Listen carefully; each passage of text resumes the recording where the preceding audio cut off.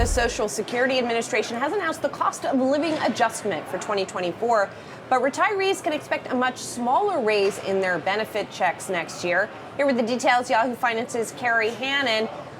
Not as big inflation, so I guess not as big an adjustment, right, Kerry? Yeah, so on one hand, that's good news, but I think retirees are going to see an increase of 3.2% cost of living adjustment in their checks starting in January.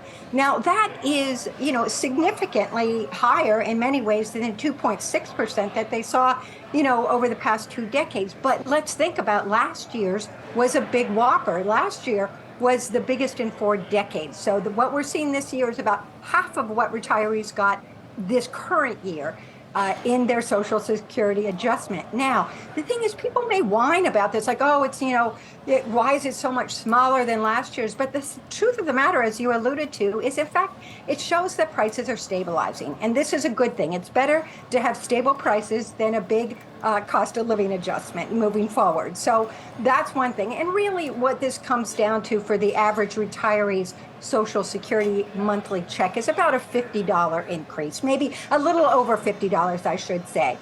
So that's what we're seeing there. But What's interesting is that, if you look at how this is calculated, a lot of people are confused by how they come up with this number.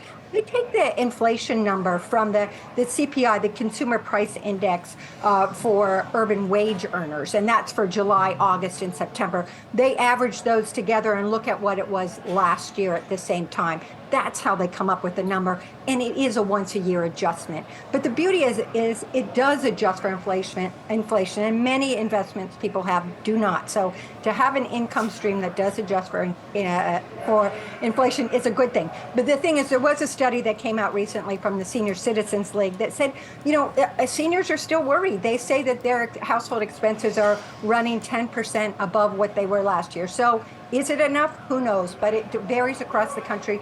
But in general, this is good news. Kerry, Hannon, thank you. Thank you.